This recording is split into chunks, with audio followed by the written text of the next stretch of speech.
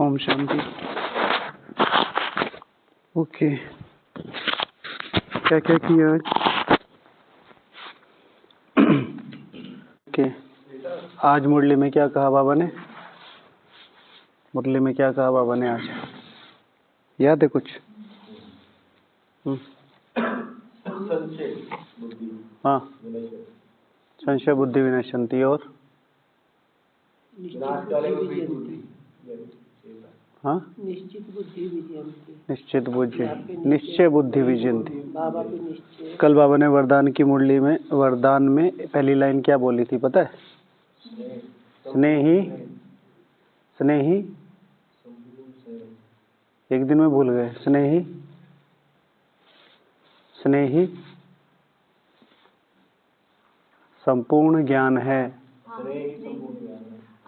स्नेही संपूर्ण ज्ञान है। और आज की मुरली में क्या बोला था स्नेह के लिए? हाँ,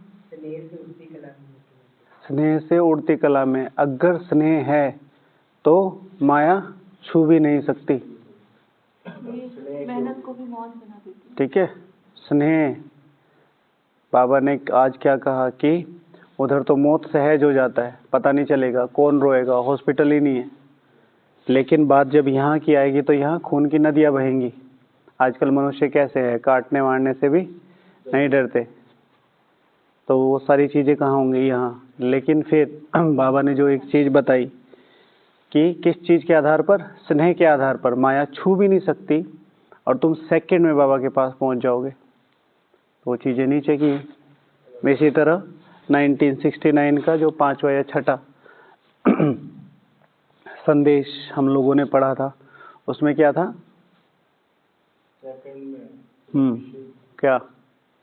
अव्यक्त अशरीरी स्थिति सेकंड में पूरे विश्व का चक्कर लगा सकती है, इतनी ताकत है। और आज भी बाबा ने बोला, दो चीज़ें जो मुझे अच्छी लगी वरदान में ही था कि भाई अंतर्मुख रह के संगठन को साथ देना।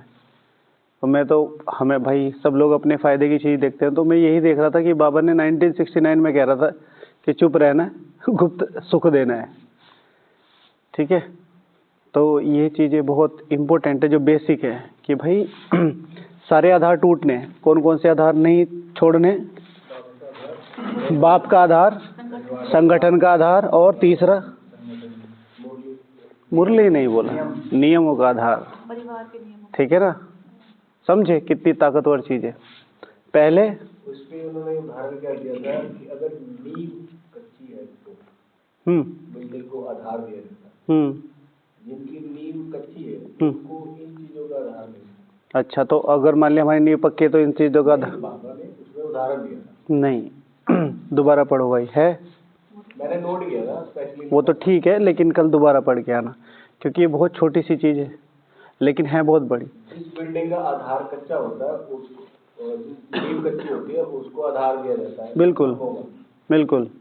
तो उसमें बाबा ने कहा था भाई, एक तो किसका आधार नहीं छोड़ना? संगठन का, दूसरा परिवार का, तीसरा नियमों का आधार। तीनों ही चीज़ें बहुत शक्तिशाली हैं।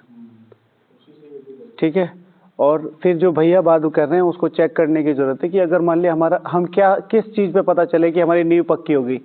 ये तीनों आधार कभी भी नहीं छोड़ सकते हम। पहला है बाबा का आधार, दूसरा है संगठन का, ठीक है ना, और तीसरा है नियमों का। तो जैसे आप, हाँ, लेकिन कल पढ़ेंगे क्योंकि मुझे भी याद नहीं है। हो सकता है आप सही कह रहे हो, लेकिन कल उसको पढ़ के आएंगे क्योंकि ये बहुत ज़्यादा जरूरी चीज़ है, क्योंकि ये तीनों चीज़ें हम कभी भी नहीं छोड़ सकते। तो आप हमेशा सबका फाउंडेशन पक्का कराने क्या ही कराते हो? वो तो ठीक है, हाँ, लेकिन जैसे उसमें अगर वाली बात आई ना कि अगर फाउंडेशन कच्चा है तो ये चीज़ करना, आधार तो सारे ही लेंगे। तो अगर मान लिया फाउंडेशन पक्का हो जाए तो क्या इन चीज़ों का आधार छोड़ सकते हैं? तो वो नहीं छोड़ सकते, लेकिन वो फिर किस तरीके से लिखा है वो थोड़ा सा और चेक करेंगे। ठीक है, कहाँ पे? उसमें मुरली को आधार नहीं कहा गया। ठीक है, तो आप हमेशा ये कहते हैं फाउंडेशन पक्का करने, नियमों में आ जाती है ना, मुरली नियमों, परिवार के नियम में आ जाते हैं। हाँ, तो उसको पढ़ेंगे दोबारा। नया कुछ कहा, ठीक है, उसमें कंपैरिजन कर रहा था। हाँ हाँ, ठीक है, ओके।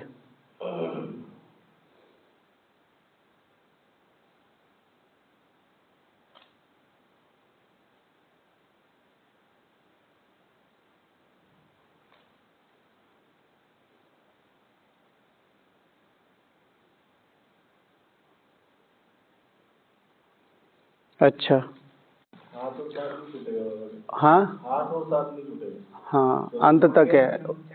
हाँ, भगवान कितना ऊंचा बनाते हैं। बाबा ने एक बात बोली थी, अगर हाँ अभी याद में नहीं रहेंगे तो लास्ट में पछताना पड़ेगा, कर्म कूटने पड़ेंगे। वो तो आज की मुरली में था, शाम के डिस्कशन की बात हो रही थी। हाँ हाँ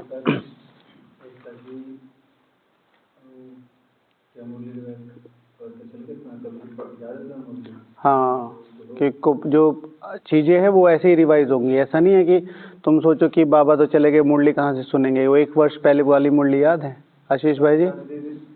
सुना कुछ आज शाम के डिस्कशन में? क्या या कुछ याद है? हाँ, ये तो हमने बता दिया, अगला बताओ। चलो हाँ, ये इम्पोर्टेंट था। अव्यक्त स्थिति में सारी उलझनें समाप्त हो सकती हैं। जो मैं अंडरलाइन कराना चाहता हूँ था आपको, ये पॉइंट था। वो जो मैंने अशरीरी स्टेज वाला बताया ना, सारी उलझनें समाप्त हो जाती हैं। सारी उलझनें, समझ रहे हैं आप? मान लें बहुत ज़्यादा कैओस है, यहाँ पर बाढ़ आ रही है और पानी यहाँ तक भर गया हमारी कुर्सियों के इस खूटे तक, और अब हम बैठे, एकदम से मुझे याद आया, अरे मुझे तो अव्यक्त स्थिति बनानी। तो बाबा सही डिसीजन देगा बिल्कुल, ठीक है ना? सारी उलझनें समाप्त है, क्या होगा कैसे होगा कुछ नहीं, बस आप अव्यक्त स्थिति में हो, तो फिर वो चीज़ें पता नहीं चलेंगी आपको, ठीक है? चलो आज का डिस्कशन, बाबा ने बोला था कि तीव्र पुरुषार्थ था, समय पर जो शिक्षाएं दी गई है, ज्ञान समय पर याद आना। ओके, चलो तो आज बाबा ने डिस्कशन में मुरली में बोला, अभी है संगम युग, तुम बच्चे जान रहे हो नई दुनिया की स्थापना हो रही है, बुद्धि से काम लेना है, ठीक है? तो ये है बेहद रूहानी पुरुषोत्तम संगम युग, ठीक है? तो संगम युग अर्थात संगम होने का युग। तो ऐसी कौन कौन सी बातें हैं, कौन कौन सी चीज़ें हैं जिसका भी संगम होता है?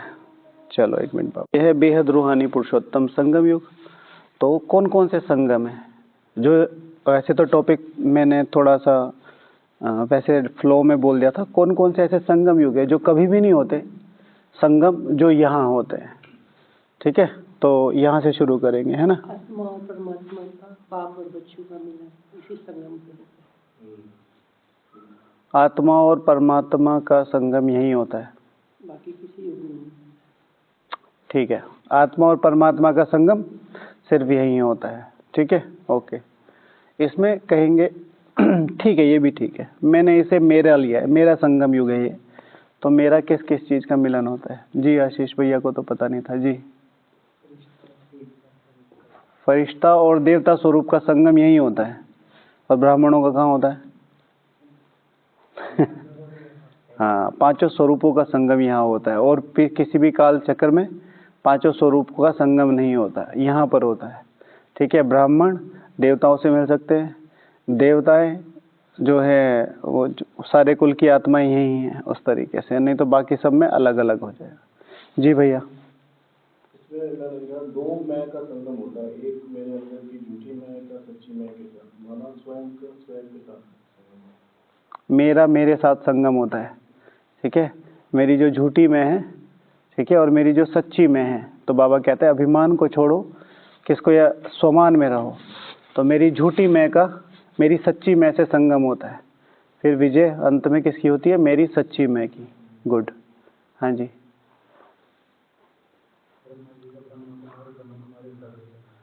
मेरा और मेरे पिता, ठीक है ना, प्रजापिता ब्रह्मा का अपने ब्रह्मा कुमार और ब्रह्मा कुमारियों से संगम होता है। पूरे काल चक्र में ये कभी भी नहीं होगा, बाबा हमारे साथ ही रहेंगे, लेकिन प्रजापिता ब्रह्मा का जो चढ़ती कला है, जो प्रजापिता ब्रह्मा कहने का मतलब है, तो उसका मतलब क्या है? चढ़ती कला का। आज शाम के डिस्कशन में जो दीदी जी ने कराया उसमें एक इम्पोर्टेंट बात ये थी, लोग तुमसे कहते हैं कि तुम्हारा ब्रह्मा, तुम तो कहते थे ब्रह्मा 100 साल का है, और वो तो 100 साल का नहीं हुआ, वो तो चले गए। तो शिव भगवान, आज मैंने पहली बार ये नोट करी है कि ब्रह्मा का पाठ साकार के साथ आकार में भी है, ठीक है? तो इस हिसाब से ब्रह्मा बाबा के जो प्रजापिता ब्रह्मा है उसके साल का पूरे होते हैं। पहले बाबा का नाम क्या पड़ता था? पहली जो लिटरेचर थी वो तो दादा लेखराज का नाम था ना, प्रजापति। पहली लिटरेचर में जो बाबा का नाम लिखा जाता था, हाँ, जैसे जो पहले चित्र बने हुए थे, ठीक है। और दूसरा जो मम्मा ने जो बुक लिखी थी, कौन सी इंग्लिश में बुक थी, इज दिस जस्टिस, ठीक है ना, उसे फिर अभी उसकी एक कॉपी वहाँ है, कहाँ, लंदन की उसमें जो वहाँ की सेंट्रल लाइब्रेरी है, वहाँ पर सारे विश्व की बुकें हैं, हजारों लाखों बुकें वहाँ पर है। तो उसमें भी बाबा का नाम क्या लिखा हुआ था, इज दिस प्रजापति, ठीक है, बाद में आया प्रजापिता। तो अगर कायदे से देखा जाए तो 1936 से ब्रह्मा की उपाधि कब दी बाबा ने, पता है किसी को? ब्रह्मा को ब्रह्मा की उपाधि कब मिली?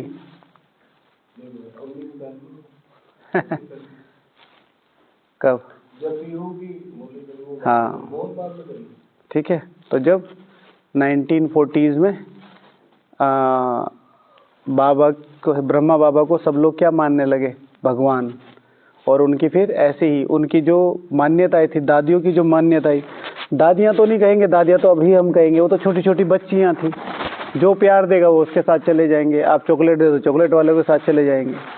तो वो वाली कहानी थी। अब वो सारे भक्ति वाले थे, उनको उसके अलावा कुछ दिखता ही नहीं था। और भक्ति में फिर उनको साक्षात्कार हो रहे, और फिर जब मूड बन रहा है तब हो रहे। मधुबन क्यों अच्छा लगता है भाई? जब मूड बनो खा लो, जब मूड बनो उठ जाओ, जब मूड बनो चले जाओ, ठीक है।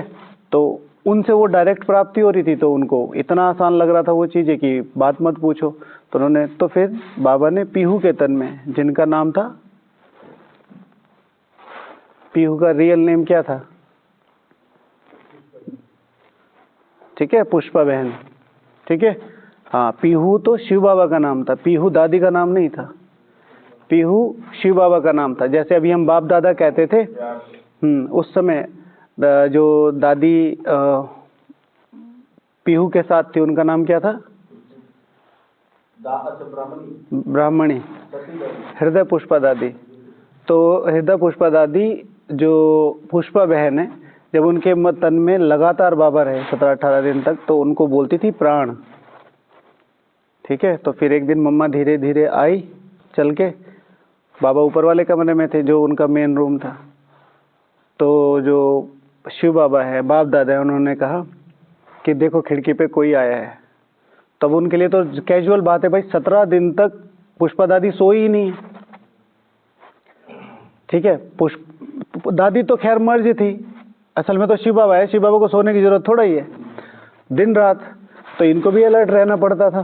तो उन्होंने कहा खिड़की पे कोई है, उन्होंने कहा कि नहीं, उन्होंने कहा भाई कोई है जब मैं बोल रहा हूँ। तो दादी जी बोल दी प्राण कोई नहीं है। तो उन्होंने कहा भाई मैं कह रहा हूँ तो देख लो। तो ये कि अरे पीहू कोई नहीं है, तो तब से वो नाम पीहू पड़ गया, कोइंसिडेंटली ना, पीहू। हाँ, तो वहाँ पर फिर ये डिसाइड किया था पीहू, ब्रह्मा का नाम ब्रह्मा का पड़ा, हाँ, ब्रह्मा का नाम ना प्रजापिता और प्रजापति। तो प्रजापिता वहाँ से फिर कहना शुरू किया, उन्होंने क्लियर किया कि इसको ही प्रजापिता ब्रह्मा कहेंगे, राइट। 2-3 साल का गैप था। तो वास्तव में देखा जाए तो आज की मुरली से अगर उसे कनेक्ट किया जाए तो ब्रह्मा के 100 साल साकार प्लस आकार के हैं। ब्रह्मा के 100 साल एज के नहीं है, ब्रह्मा के 100 साल एज के नहीं है, वो तो दादा लेखराज की एज है। ब्रह्मा का जो पार्ट है वो साकार प्लस आकार का है आज की मुरली के हिसाब से, ठीक है, आज के संदेश के हिसाब से, जो 21 जनवरी 1969 को आया, ठीक है। अच्छा, सब लोग थे क्लास में? आप कहाँ थे?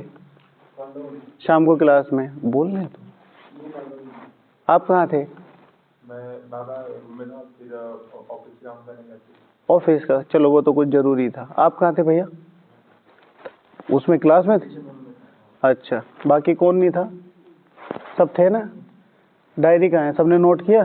कौन कौन से पॉइंट नोट किए? आप कहाँ थे? नोट किए पॉइंट? नोट किए कि नहीं किए? सबको नोट करना है। अगर एक मुरली चल रही है, एक मुरली में से 5 पॉइंट सबको नोट करने हैं, ये मैंडेटरी है। मैंडेटरी है, बहुत ज़्यादा जरूरी। हाँ, कोई बात नहीं, कल को खाना नई वाली बना के, ठीक है। सब अव्यक्त मूल्य, इससे बढ़िया मौका आपको नहीं मिलेगा। अव्यक्त मूल्य चल रही हैं और ये भी देखो लकी है, कल से फिर से नई मूल्य शुरू होगी न, मतलब कल से रियल मूल्य शुरू होंगी। एक नई डायरी ले लो और वहाँ कल से ही उस पर डेट डाल के, और हो सके तो मुरली की बुक ले लो, साथ साथ पढ़ो नहीं। जैसे दीदी फटाफट फटाफट कुछ बोल रही हो और कुछ मिस हो गया तो उसे वहीं अंडरलाइन करके वो मेन शब्द बाद में निकाल लो, लेकिन 5 पॉइंट एटलीस्ट, 5 पॉइंट की कॉपी। अव्यक्त मुरली है भाई, आप रोज कर रहे हो, रोज सुन रहे हो, तो अभी तक पता हेडिंग मतलब अव्यक्त मुरली, सभी का ही अव्यक्त मुरली है। अव्यक्त मुरली 1969, 70, 71, 72, 73, 74 ऐसे। अच्छा, तो ये संगम है, ठीक है, प्रजापिता ब्रह्मा का और प्रजापिता ब्रह्मा कुमार कुमारियों का। अच्छा जी, आपने बता दिया ना। हाँ, ये संगम है स्वयं बाप दादा का, ठीक है।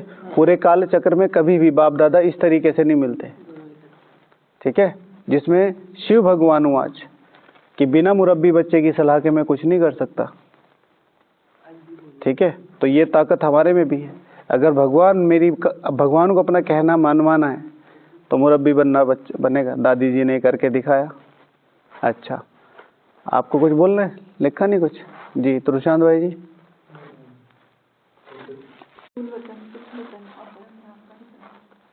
स्थूल वतन, सूक्ष्म वतन और परम धाम का भी संगम होता है। और किसका संगम होता है? और बताइए। अरे मेरा नंबर है, ठीक है। क्या फायदा है इन सब चीजों से? हाँ, तो ज्ञान कौन लगाएगा? ज्ञान सूर्य, ज्ञान चंद्रमा और ज्ञान सितारे। बोला नहीं हुआ आपने? एक तो इंग्लिश में बोल रहे हो आप, ठीक है, घूम के आते हैं अभी। अच्छा, संगम युग, बेहद पुरुषोत्तम संगम युग मेरे लिए है, मेरा और मेरी संपूर्ण और सर्वोच्च पावनता का संगम युग। अब इससे फायदा है ना? पॉइंट वो बताओ जिससे आपको फायदा हो।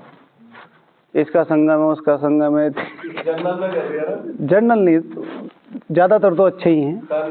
मैं और मैं वाला अच्छा था, आपका पहला पॉइंट अच्छा था, ठीक है। चलो, हाँ जी भाई। सत्संग और सत्संग के संगम, आज के यहाँ आते हैं। हाँ। एक तो सत्संग करके हम चले जाता है, एक हम सत्य बाबा को पहचान के उसकी, हाँ, सत्संग और सत्संग का संगम होता है। एक है सत्संग, भाई हम सब बैठे यहाँ सत्संग कर रहे हैं, लेकिन हमने बाबा का आह्वान कर लिया तो सत्य के संग हम सत्संग कर रहे हैं। ये पूरे काल चक्र में कभी नहीं होता। गजब, लगता है कुंभ में कुछ पकड़ है। जी भैया, आपने कुछ लिखा? अच्छा जी भैया, सतीश भाई जी। कलयुग और सतयुग का संगम इसी समय पर। कलयुग और सतयुग का कभी संगम नहीं होता।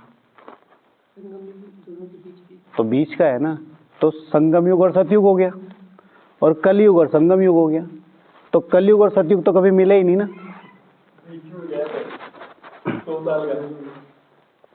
समझे? काटो, फटाफट काटो, नहीं तो अलग शास्त्र लिखा जाएगा इसके चक्कर में। और फिर सारे ब्राह्मण ढूंढते फिर रहे, भाई ये ढूंढो, ये कहाँ है, हैं? कलयुग और सतयुग कहाँ मिला है, ये ढूंढो।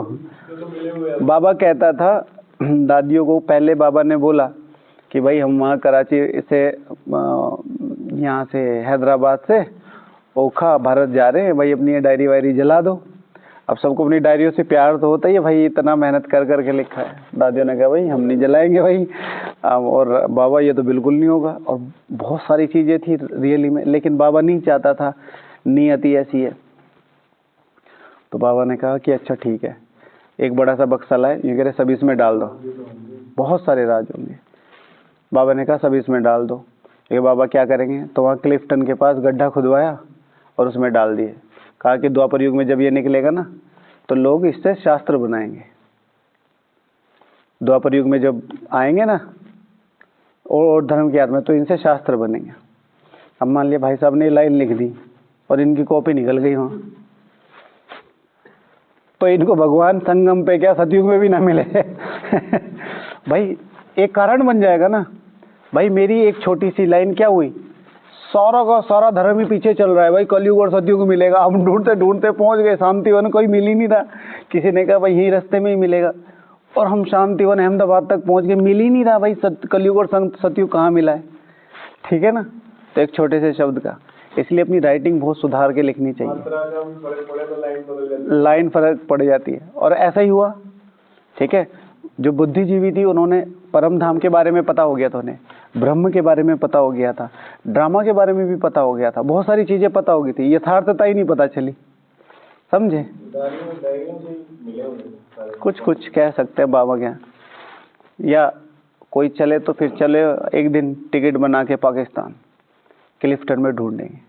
आजकल तो ढूंढना वैसे तो गल गया होगा, नहीं? कितने साल हो गए? 80 साल हो गए।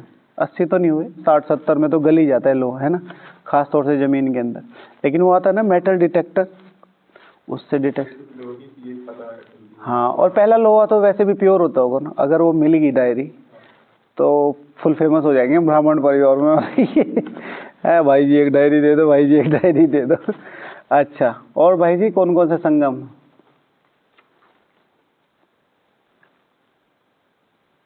अरे डरो नहीं भाई जी, बोलो आप। मैंने ये सब संगम में क्या क्या होता है वो लिखा। क्या क्या होता है? अच्छा ठीक है, ओके। हाँ भाई जी, योग कितना किया बताओ, काउंट किया? 5.5। चलो गुड। कल से लिखना है ना, डायरी ले लेना।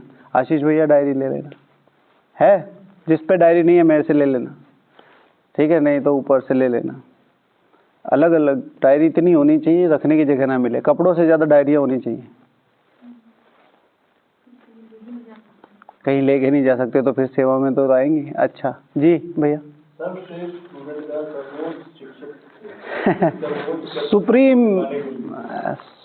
सुप्रीम लक्ष्य के लिए सुप्रीम स्टूडेंट का सुप्रीम टीचर से संगम, ठीक है ना। तो मास्टर सुप्रीम कह सकते हैं, सुप्रीम तो नहीं कहेंगे, सुप्रीम तो बाबा है, मास्टर सुप्रीम से। हाँ जी भैया, ठीक है। तो स्थापना, पालना और विनाश, और इसमें ये तीनों चीजें पूरे काल चक्र में हमें मिलती रही। स्थापना मिलती रही है, पालना अपने लौकिक माँ बाप से, गुरुओं से, सबसे मिलती रही है। विनाश भी हमारा होता ही रहा है, पुराने संस्कारों का, नए संस्कारों का, ठीक है ना। सर्वोच्च स्थापना, सर्वोच्च पालना और सर्वोच्च विनाश का संगम यहाँ होता है, ठीक है। अच्छा, मेरा और बाप दादा का संगम, मेरा और इसमें लिखा है मैंने मेरे बाप दादा का संगम होता है।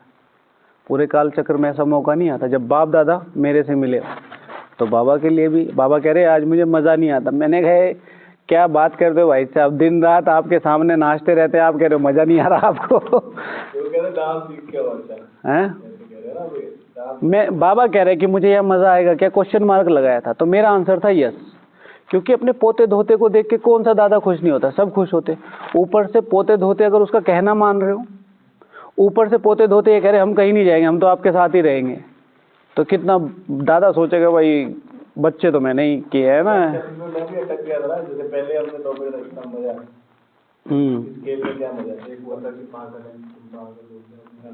हाँ, तो क्या है, हम पागल है कि नहीं है?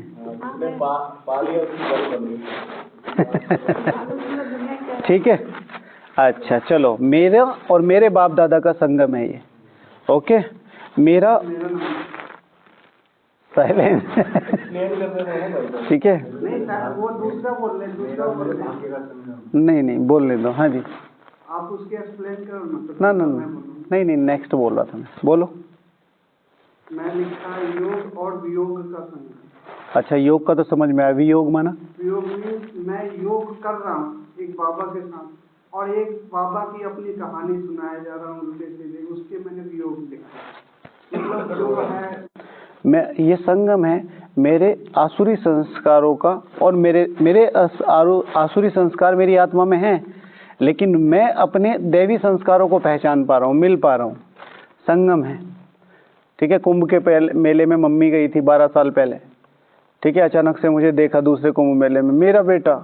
अब ऐसा तो नहीं हो मुझे घर ले आई, लेकिन देख के पहचान रही है, ठीक है। तो संगम मेरे आसुरी संस्कार और मेरे देवी संस्कारों का संगम है। और फिर विजय किसकी होगी? मेरे संपूर्ण और सर्वोच्च देवी संस्कारों की। ओके, आशीष भाई जी। सृष्टि के आदि मध्य अंत का ज्ञान इसी संगम मिलता है, ठीक है। और भैया सर्वश्रेष्ठ जीवन और उस जो मृत था उसका संगम एक लाइफ जीवन जीवन कुछ भी लिखना है, बस कुछ भी है। अगला बताओ, अगला बताओ। अगला तो ये था कि ज्ञान भक्ति और वैराग्य। ठीक है, ज्ञान भक्ति वैराग्य का संगम। चलो हम तीनों स्टेप्स में चलते हैं ना। हाँ, मेरे अंदर आ जाता अब तुम कुछ मत बताओ, मेरी सुनो। हाँ बताइए दीदी, आप क्या बता रहे हैं? ब्रह्मपुत्रा का और क्या नाम है उस जगह का? गंगा सागर, राइट। कोलकाता में गंगा सागर और ब्रह्मपुत्रा का, सुप्रीम ब्रह्मपुत्र और सुप्रीम गंगा सागर का। और वास्तविक ज्ञान और वास्तविक विज्ञान का संगम है। ज्ञान विज्ञान तो सारे आदि मध्य अंत से सुनते आ रहे हैं किसी न किसी तरीके का। हम सतयुग में कितने डेवलप थे, वहाँ पे भी ज्ञान था, वहाँ पे भी विज्ञान था। हमारे सारे जो वो थे पुष्पक विमान, वो किससे चल रहे थे? संकल्प तो विज्ञान ही है ना। लेकिन सर्वोच्च विज्ञान क्या है? परम धाम पहुंचना, ठीक है ना। तो सर्वोच्च विज्ञान का संगम, तो वो कहाँ है? यहाँ है। अच्छा, मेरा और मेरी सर्वोच्च, ठीक है ना, देवी शक्तियों का संगम है ये संगम युग। इससे पहले मेरे में शक्तियां थी, अथाह थी, लेकिन वो शक्तियां मेरी मतलब वो नहीं थी, मतलब कि जिससे मैं अपने जन्मों को बना सकूं, ठीक है ना, विश्व कल्याण के लिए यूज कर सकूं बेहद लेवल पे वो। अच्छा, मेरा और मेरी परम क्षमताओं का संगम है ये। इससे पहले भी मैं सक्षम रहा हूं, पूरे विश्व पर मैंने राज्य किया है, लेकिन भगवान की आशाओं को पूरा करने की क्षमता, भगवान की उम्मीदों को पूरा करने की क्षमता, भगवान के लिए समर्पण होने की क्षमता मेरे पास अभी आई है। भक्ति मार्ग में भी थी, लिमिटेड थी, ठीक है ना। रियल मेरी क्षमताएं कौन सी है कि मैं अपने मन से भक्ति मार्ग में हमने क्या क्या नहीं किया, लेकिन रियल क्षमता है कि मैं अपनी क्षमताओं के आधार पर भगवान का संपूर्ण मददगार बन सकता हूँ। फिर जैसे भक्ति मार्ग में चारों धाम अलग अलग है, east west north west, north east, east west north south, ठीक है ना, चारों में बनाए गए हैं। और यहाँ पर चारों धाम का संगम कहाँ है? पांडव भवन में। और भी आसान क्या है? मेरे मन में, ठीक है, कभी भी जाओ। और कहाँ पे? चार पोजीशन पे है ना, डायरेक्शन भी एक इधर एक इधर। तो 4 कदम चल गए, धक्के नहीं खाने पड़ते। अच्छा, मेरा, ठीक है ना, और मेरे सर्वोच्च शत्रु का संगम यहाँ पर है। शत्रु, ठीक है ना, जिसने मेरा राज्य छीना, जिसने मेरा भाग्य छीना, कोई बात नहीं, ये तो हम फिर भी कमा लेंगे। मेरी पावनता छीन ली, मेरे देवी गुण छीन लिए, ठीक है, मेरी शक्तियां, मेरी पावनता, ठीक है ना। मेरा और मेरे इतिहास का संगम युग। पूरे काल चक्र में मैं अपने इतिहास को नहीं जान पाऊंगा, 1-2 जन्म का, 3 जन्म का। अपने परदादा का नाम किसको पता है? हाथ खड़ा करो। सही है, परदादा का पता है। हाँ, कुछ भी बोल दो आप। क्यों? मेरे दादाजी ने 7 से आगे तक के बता दिया। 7 बताओ। आपका नाम क्या है? सुनील कुमार। सुनील कुमार, मुसाफिर साहनी। अरे 1 मिनट, सुनील कुमार, फिर मुसाफिर साहनी, मुसाफिर साहनी, जामुन साहनी, जामुन सैनी, कोना साहनी, कोना सैनी, नक्षत्र साहनी, नक्षत्र सैनी, बिल्कुल साहनी, बिगुल बिल्कुल बिगुल साहनी। हाँ। इस समय दादाजी सुन रहे होंगे ना, तो खुश हो जाएंगे इससे। बोल देना जहाँ पर हाँ पंडों का वैसे होता है ये ना, हमें फिर अपने दादाजी का पता नहीं। हाँ पंजाब में लाल लाल लगता है, हजारी लाल, तरसेब लाल। हाँ अच्छा अच्छा, कितने याद हैं आपको? परदादा ने किया हजारी लाल, हाँ परदादा थे। बस वही मतलब 2-3 है ना। अच्छा है, मेरे और मेरे इतिहास का संगम युग। अच्छा, मेरी और मेरी सच्ची पहचान का संगम है ये। आज तक क्या सोचते आए, मैं ये हूँ, मैं विश्व महाराजा हूँ, मैं यहाँ का राजा हूँ, मैं चक्रवर्ती सम्राट हूँ, मैं इतना बड़ा सन्यासी हूँ, मैं इतना बड़ा विद्वान हूँ। लेकिन मेरी वास्तविक पहचान क्या है, जो भैया ने पहले पॉइंट बता दी थी, मैं और मैं दोनों के बीच का कितना बड़ा गैप है। मैं से ही शुरू किया, मैं पे ही विजय पाई, मैं से ही विश्व की बादशाही ली और मैंने ही गिराया। हाँ पूरा पोयम लिखा जाएगा, है ना। मेरी सच्ची अलौकिक माँ का संगम, मेरा और मेरी सच्ची अलौकिक माँ और अलौकिक पिता का संगम युग। पूरे कालचक्र में कभी भी हमें अलौकिक माँ मिली नहीं, साथ तो रही है। 84 के 84 जन्म ब्रह्मा बाबा और मम्मा के साथ ही बिताए होंगे किसी न किसी रूप में, बहन बेटी माँ भाई। लेकिन सच्ची अलौकिक माँ जिसने मुझे मेरे 84 जन्मों को सुधारा, वो यहाँ पर हुआ है। ठीक है ना।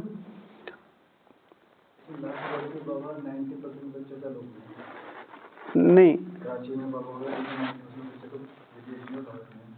वो तो ठीक है, लेकिन किसी न किसी रूप में अब बाबा 60 साल के बाद भगवान से मिला, तो 60 साल कहाँ कहाँ घूमा बाबा, श्रीलंका, नेपाल, कोलकाता, पूरा इधर उधर।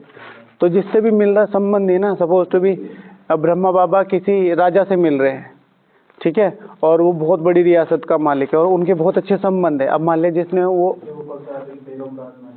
बेगम रात में आ जाती थी, ठीक है ना, पर्दे नशीन। अच्छा ओके, मैं पूरे कालचक्र में सारे संबंधी मिले, लेकिन एक सर्व संबंधी नहीं मिला। एक ऐसी आत्मा जिससे मैंने सर्व संबंध फील किए हों, तो परम पिता शिव परमात्मा। तो मेरा और मेरे सच्चे सच्चे परम पिता शिव परमात्मा का संगम है ये बेहद पुरुषोत्तम संगम युग। ओके, लक्ष्य का मैंने बता दिया, मेरा और मेरे सर्वोच्च लक्ष्य का संगम। पूरे कालचक्र में कितने प्रकार के लक्ष्य रहे होंगे, ठीक है, इसको जीतना है, इसको हराना है, इसको खाना है, इसको भगाना है, सब रहा होगा, ठीक है ना। लेकिन मेरा बेहद लक्ष्य है कि मेरे साथ मेरे पूरे विश्व का कल्याण हो जाए, ठीक है। तो ये संगम युग थे। ओके, ओम शांति।